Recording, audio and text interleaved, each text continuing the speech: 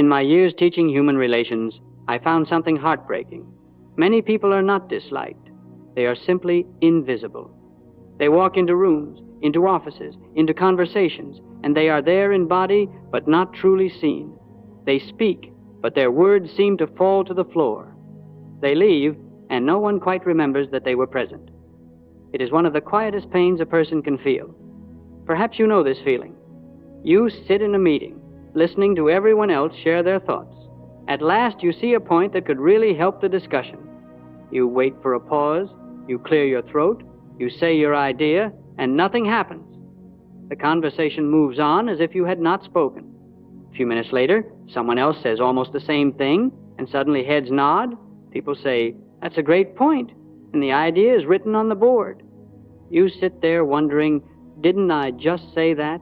Or think of your friendships. You are the good listener, the one who is there when others need to talk.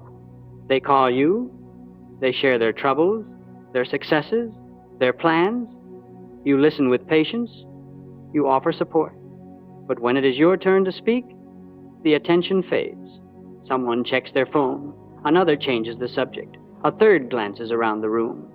You begin to think, maybe my stories aren't interesting. Maybe I'm just here to fill the space. Perhaps you have felt it in dating or social situations. You stand with a small group, everyone laughing and talking. You try to join in, you make a comment, but the conversation slides past you as if it came from somewhere far away. No one is rude. They simply don't pick up your thread. You laugh along, but inside you feel smaller and smaller, like a person behind a glass window, pressing your hand against it while life goes on outside. When this happens enough times, it begins to sink into your heart. You may start to ask yourself, what is wrong with me? You might conclude, I'm just not interesting, or I'm not the kind of person people pay attention to. With every ignored sentence, a little more confidence drains away. You speak less. You make yourself smaller. You enter rooms already expecting not to matter, and that expectation shows in your face and voice. The cost of being overlooked is not just a few awkward moments. It is the slow erosion of your sense of worth in the eyes of others. At work, it can mean missed opportunities, unrecognized contributions, and the feeling that you are always in the background while others move forward. In your personal life, it can mean shallow connections, one-sided relationships, and the painful belief that you are easy to replace. I want you to understand something very clearly. This experience does not mean you lack value. It does not mean you have nothing to offer. It simply means that, like many good and quiet people, you have never been taught how to position yourself in conversation so that others naturally turn toward you instead of past you. You were taught to be polite. You were taught not to interrupt. But no one showed you how to enter a discussion in a way that commands attention without demanding it. The good news is that you do not have to become loud, dramatic, or someone you are not.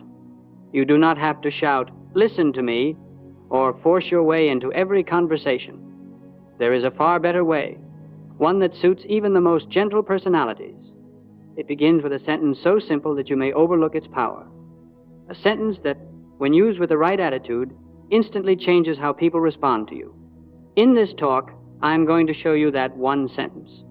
I will explain why it works, how to say it, and when to use it so that people stop brushing past you and start inviting you in. You will see how it shifts you from the edge of the conversation to the center, not by begging for attention, but by giving something that wakes people up and draws them toward you. You are not here to live an invisible life.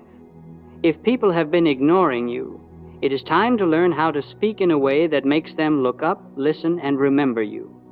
And the first step is changing the way you begin. One of the first truths I had to learn about human relations was this: people are not focused on you.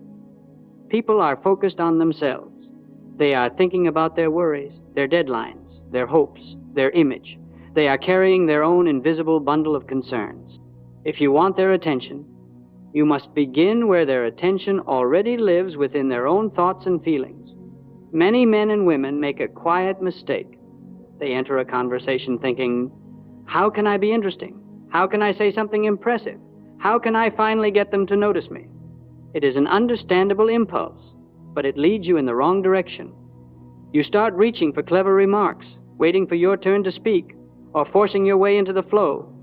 And the more you try to be interesting, the more tense and self-conscious you become. Others sense that tension, and without knowing why, they drift away. There is a simple human law at work. People pay attention to those who make them feel seen, understood, and important. If you step into a conversation trying to display yourself, you remain easy to ignore. If you step in showing genuine interest in the other person, you become very hard to ignore. Not because you are loud, but because you are one of the rare people who relieves the great loneliness of feeling unseen. That is why I often told my students, if you want attention, give it not to flatter people, but to awaken them. A mind that feels noticed wakes up. A heart that feels valued opens. And when you are the one who awakens and opens others, they remember you. Now, how do we do this in practice? I want to give you one simple sentence, a small doorway into attention and respect. It is this: I'd really like to understand your point. May I ask you something? You may wonder, how can such a small sentence make any difference? Let us look at what it does quietly, beneath the surface. First, it signals respect. When you say, I'd really like to understand your point, you are telling the other person, your perspective matters. I am not just waiting to speak. I am willing to learn from you. This is rare. Most of us are used to people listening only long enough to reply. When someone truly wants to understand, it catches our attention. Second, it turns the conversation toward them. Instead of pushing your story into the center, you invite theirs. You ask a question. You make them the subject. Immediately, the spotlight of their own mind shifts. This person is interested in me. And with that shift, their focus on you increases dramatically. Third, it elevates your presence without demanding it. You are not saying, listen to me, I am important. You are showing importance through your behavior. Observant, thoughtful, curious people are always more respected in the long run than those who simply talk the most. When you ask a sincere question, you step from the background to the position of a quiet leader, the one who guides the conversation, not by force, but by interest. Finally, it creates instant engagement. A statement can be ignored. A question demands a response. When you say, I'd really like to understand your point, may I ask you something? You open a space that invites the other person to step in. Once they step in, you are in the conversation together. Let me show you how this works in very ordinary places. Imagine you are at a restaurant with colleagues. Two people at the table are talking animatedly about a project. You have tried to add a comment once or twice, but the moment passed and no one picked it up.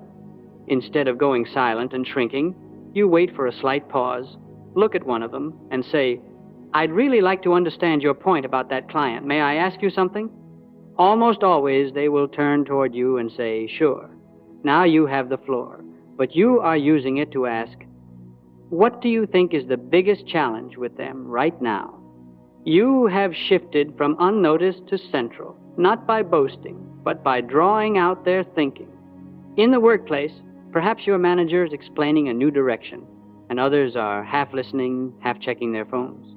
You feel unclear, but also unimportant. Try saying, I'd really like to understand your point more clearly. May I ask you something? Then ask, how does this change affect our team day to day? Your question makes two things happen. The manager feels respected, and your coworkers suddenly listen more closely because you have asked the question they were also wondering about. You become the voice of the group without raising your voice at all. At home, in family discussions, you might feel that one person dominates the conversation while you fade into the background. Instead of waiting for your turn and never quite finding it, turn to them and say, I'd really like to understand your point. May I ask you something? Then, what worries you most about this situation? That question touches their feelings, not just their opinions. They feel heard at a deeper level. When they finish speaking, they are far more likely to say, what about you? How do you see it? Your attention has earned their attention. This is not flattery. Flattery is insincere praise used to manipulate people. What I am describing is honest curiosity. You truly want to understand how they think, what they feel, and why they see the world the way they do. That sincerity must be present, or the sentence will feel hollow. But when it is present, when you truly want to know, the sentence becomes a key. It unlocks attention. So remember this law. People ignore what does not make them feel seen. If you try to push your way into their awareness, they will often resist. If you help them feel seen, they will open the door themselves and they will invite you in. Let me show you how this simple sentence can quietly change the way people respond to you. I will give you 3 very ordinary scenes, at work, at home, and with friends. In each one, you will see a before and an after. Scene 1, the workplace meeting before. Emily sits at the end of the conference table. The team is discussing a new marketing campaign. 3 people are speaking quickly, bouncing ideas back and forth. Emily notices a potential problem with the budget. She clears her throat and says, "I think the numbers might not cover the full cost of the rollout." No one reacts. One colleague continues, "Anyway, as I was saying," and the conversation rolls on. A few minutes later, another teammate says, "We should double-check whether the budget covers the rollout in all regions." The manager nods and replies, "Good point. Let's look into that." Emily feels a familiar sting. She thinks, "Why does no one ever pick up what I say?"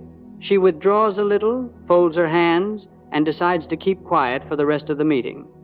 Her value hasn't changed, but her willingness to participate has. Psychologically, what happened here? Emily dropped a statement into a fast-moving river. The group's attention was already fixed on their own ideas. No one meant to ignore her, but her comment did not hook their focus. It was a fact, not an invitation. After, in the next meeting, Emily comes prepared with a different approach. The conversation is speeding along again. She sees another issue forming and feels that same old temptation to stay silent. Instead, she waits for a small pause, looks toward her manager, and says calmly, "I'd really like to understand your point about the rollout. May I ask you something?" The manager turns his head. "Of course," Emily continues. "How are we planning to handle the regional costs within this budget? I may be missing something. Notice the change." She did not simply state, "The numbers are wrong." She first engaged his attention with, "I'd really like to understand your point. May I ask you something?" Then she framed her concern as a question, not an accusation. Now the psychology shifts. The manager feels respected. He hears, "I value your thinking and I want to be sure I'm following you." He looks down at the figures. Others at the table, hearing budget and costs, lean in. The room's focus gathers around the question Emily has raised. After a brief silence, the manager says, "You're right, we haven't accounted for that. Let's adjust this." He turns to Emily. "Good catch. Thanks for bringing it up." In this second version, Emily is no smarter than before. The idea is the same. But by inviting the manager's perspective and asking a question, she becomes visible. She has moved from an easily ignored voice in the background to a respected contributor. Her colleagues now see her as someone who asks thoughtful questions that help the team. Scene 2, at home with a partner before. John and his wife Lisa are discussing their teenage son. John says, "He needs stricter rules. We can't just let him do whatever he wants." Lisa is tired from the day and half distracted. She says, "You're overreacting. He's just a kid." John feels dismissed. He raises his voice a little. "You never take this seriously." "I'm the only one who cares about discipline." Lisa feels attacked. She crosses her arms and replies, "That's not true. You just like to control everything." The conversation quickly turns from their son to their old grievances. They are now arguing about each other, not about the problem. Inside, both are thinking, "You don't listen to me." Each is talking louder, but neither feels heard. After another evening, the same issue arises. John still believes that their son needs clearer boundaries, but this time, he remembers that pushing his opinion first only leads to defensiveness. He takes a breath and says, "Lisa, I'd really like to understand your point. May I ask you something?" She looks up a bit surprised. "Sure. What worries you most about being stricter with him?" He asks. Now he has invited her into the center of the conversation. It is no longer, "You're wrong, I'm right." It is, "Help me understand your concern."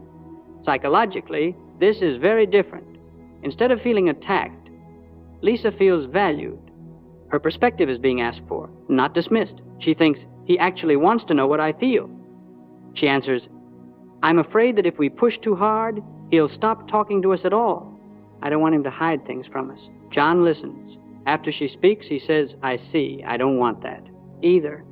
I'm worried that if we don't set limits, he'll think we don't care. Maybe we can find a way that feels firm but still keeps him talking to us. The conversation stays on the real issue because John first used the sentence, I'd really like to understand your point. May I ask you something? In doing so, he opened the door to a deeper emotional truth. That truth, once spoken, becomes a foundation for cooperation instead of conflict. At home, we often assume that the people who love us should already know what we think and feel. But they cannot read our minds. By inviting their point of view first, we show them respect and we earn theirs in return. Scene 3. With friends in a social setting before. Mark stands at a small gathering with 4 friends. They are talking about future plans, travel, career changes, dreams. Mark listens, smiles, and nods. Whenever he begins a sentence, someone else jumps in before he finishes. They are not trying to be rude. They are simply excited, and Mark's voice is the easiest one to step over. He thinks, it's always like this. I'm just not the interesting one. He laughs at others' jokes, but shares little about himself. By the end of the night, he feels drained and strangely lonely, even though he was surrounded by people. The others leave thinking, Mark is nice, but they do not feel that they really know him. He has remained, in their minds, pleasant but vague. After, on another evening, in a similar situation, the conversation turns to work. One friend, Alex, is talking animatedly about how unhappy he is in his job. The others respond with quick advice. Just quit. Start a business. Move to another city. Alex laughs a little, but you can see the heaviness in his eyes. Mark decides to do something different. He waits for a brief pause and then says, looking directly at Alex, Alex, I'd really like to understand your point. May I ask you something? The group goes quiet for a moment. Alex says, yeah, go ahead. Mark asks, what part of your day at work feels the heaviest to you, the moment you dread the most? This is not a clever joke or a story about himself. It is a focused, sincere question. Psychologically, several things happen at once. Alex feels that someone is finally listening beneath the surface. The others sense that a more serious conversation is beginning. Their attention shifts toward Mark, not because he is talking about himself, but because he has asked something that matters. Alex thinks about it and replies, honestly, it's when I walk in on Monday mornings. I already know it's going to be a week of doing things that don't matter to me. He opens up about feeling stuck, about dreams he has never shared. The friends respond differently now. They are no longer throwing quick advice at a complaining man. They are talking with a human being who has revealed something real. Mark has become, in that moment, the one who brought the group into deeper water. Later, one of them might say, I never knew you had such good questions. Or, I feel like we actually talked about something important tonight. Inside, Mark feels something new as well. He is no longer the invisible listener. He is a quiet guide. He didn't grab the spotlight by telling a dramatic story. He turned the spotlight into a lamp that illuminated someone else. And in doing so, he himself became more visible and more respected. In each of these scenes, notice that the sentence, I'd really like to understand your point, may I ask you something, did more than get words spoken. It changed how people felt. In the workplace, it turned a dismissed comment into a respected contribution. At home, it turned a brewing argument into a shared concern. With friends, it turned shallow chatter into real connection. This is the power of approaching others not with, listen to me, but with, let me listen to you. When you do that with sincerity, people stop ignoring you, not because you demand attention, but because you offer what their hearts are quietly starving for. To be seen, to be understood, and to be taken seriously. For this to work in your daily life, you must understand something important. The sentence alone is not magic. The way you deliver it, the first 10 seconds of your presence, your voice, and your words determines whether people lean in or drift away again. Long before others remember exactly what you said, they feel how you entered the conversation. Think of these first 10 seconds as a small ritual. If you repeat it often enough, it will become part of who you are. 1. Presence. What your body says before your mouth speaks. Before you say a word, your body is already speaking. If you speak while half turned away, staring at the table, or folding into yourself, your words will have to fight to be heard. If you speak while facing the person, with a relaxed and open posture, your words ride on a bridge that's already built. When you're about to enter a conversation, do a quick check. Posture. Sit or stand upright, not rigid, but as if you respect yourself enough to take up a little space. A straight back says, I am here. Collapsed shoulders say, I'm trying to disappear. Orientation. Turn your body toward the person you're addressing, even if only slightly. Facing away suggests disinterest. Facing them communicates, you have my attention. Warmth in your face. Let your features soften. A neutral or tense face can look cold or annoyed without intending it. A small, sincere smile and relaxed eyes invite people to listen. Calmness in your voice. Before speaking, take one easy breath. That breath will steady your tone and slow your words, just enough to be heard clearly. These details may seem small, but to other people, they are not small at all. They are the difference between background noise and someone I take seriously. 2. Voice. How you begin matters more than how much you say. Many people who feel ignored make two opposite mistakes with their voice. Some rush their words, afraid they will be cut off. Others speak so softly that no one knows they've begun. In both cases, the first 10 seconds are lost. Instead, practice this. Start slower than you feel. In your head, it may feel too slow. To others, it sounds clear and confident. Keep a steady tone. You do not need drama. A calm, even voice says, I expect to be heard. Use a short first sentence. Long, complicated openings get lost. A short, simple opening catches attention. For example, in a meeting, you might begin with, John, I'd really like to understand your point. May I ask you something? That first sentence is brief, personal. You use the name, and clear. Once people turn their attention toward you, then you can add the rest. Free. Words. Lead with them before you bring in you. Now we come to the heart of the ritual, the words themselves. Remember the law. People pay attention to those who make them feel seen. So, when you speak, lead with them before you move to your point. It can be as simple as, I'd really like to understand your point. May I ask you something? Or, I'd love to hear more about what you just said. Could I ask you a question? Let's shape this into a few variations for different situations. In meetings, I'd really like to understand your point about the deadline. May I ask you something? Before we move on, I'd like to understand your idea better. Could I ask a quick question? In casual conversations. That's interesting. I'd love to understand your experience a bit more. May I ask you something? I've never seen it quite that way. Could I ask how you came to that conclusion? In group discussions, when several people are talking, and you want to step in without interrupting, roughly. Can I jump in for a moment? I'd really like to understand what you just said. May I ask you something? Before we change topics, could I ask you a question about that? I'd like to understand your point better. When you need to correct someone respectfully, I may be wrong. I often am. But I'd really like to understand how you got that figure. May I ask you something? I might be mistaken. Could I ask you to walk me through this part? Then we can look at the facts together. In each case, notice the pattern. A brief request for permission, a statement of genuine interest, and then a question. You are not shoving your way into the conversation. You are opening a door, and most people, when a door is open for them, will pause and walk through it. 4. Small daily exercises to make this natural. Knowing all of this will not change your life, and practicing it will. So allow me to give you a few small exercises you can start today. Exercise 1. One intentional question per conversation. For the next week, in every meaningful conversation you have at work, at home, with friends, decide that you will ask at least one intentional question of this form. I'd really like to understand your point. May I ask you something? Or simply, can I ask you something about what you just said? Then ask something that helps the other person go a little deeper. It could be, what part of that is most important to you? How did you come to that decision? What worries you most about it? Notice what happens to their attention when you do this.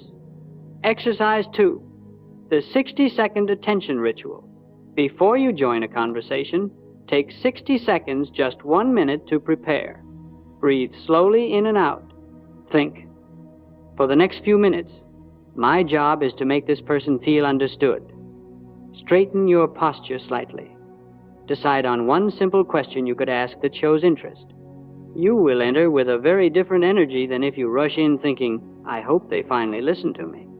Exercise 3. Name plus curiosity plus pause.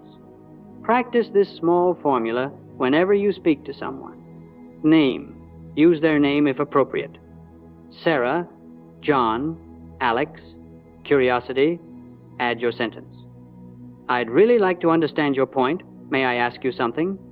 Pause. Stop. Give them a moment to turn toward you and say, sure. That pause is important. Many people talk right over the moment when attention is shifting in their favor. Ask, then wait. Let the silence invite them. If you repeat this ritual presence, voice, words, and a daily question, something subtle but powerful will begin to change. People will look up when you speak. They will feel, often without knowing why, that you bring clarity and care into the conversation. And gradually, the old story of being the invisible one will no longer fit the person you are becoming. Let us gather everything we have explored together into one clear picture. You have seen that being ignored does not mean you lack value, intelligence, or anything worth saying. It usually means no one ever showed you how to enter a conversation so that people's minds naturally turn toward you. The lesson is simple. People pay attention to those who make them feel seen. When you enter with presence, speak with calmness, and lead with a sincere, I'd really like to understand your point. May I ask you something? You stop being a background voice and become a person others recognize, remember, and respect. You are not invisible. You have simply been using the wrong strategy. All your life, you may have told yourself, I'm just not the kind of person people listen to. Or, others are more interesting than I am. Those were conclusions you drew from painful experiences, not from truth. You were trying to be heard by pushing yourself forward, or by staying quiet and hoping someone would invite you in. Now you know a different way.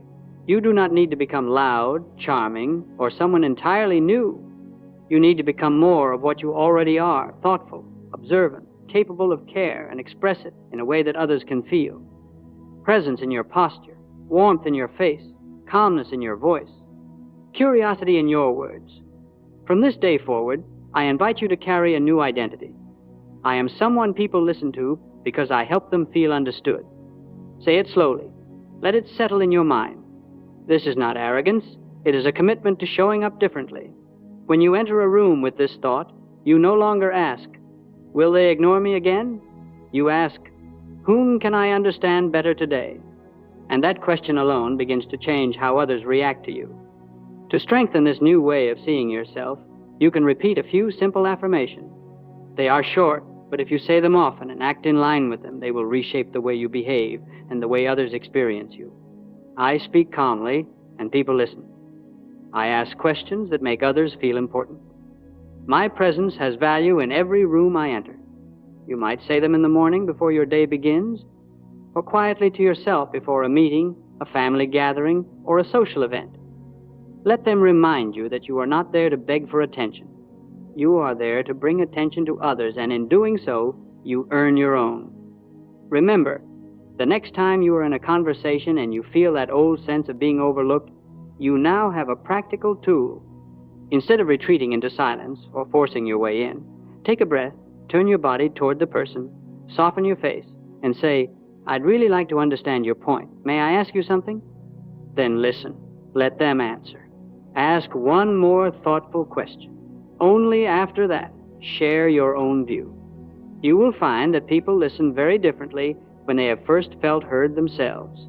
If you need to hear this again, come back and listen as many times as you wish. Each repetition will help this way of speaking and being sink deeper into your habits. Now, I would like to know more about you. Where are you watching from? How old are you? And in which part of your life do you most want to stop feeling ignored at work, in your family, with friends, or in your social life. Share it in the comments. Your story matters, and it may help someone else realize they are not alone. And if you wish to learn how to be heard, understood, and genuinely appreciated without pretending to be someone else, I invite you to subscribe. We are just beginning this journey together.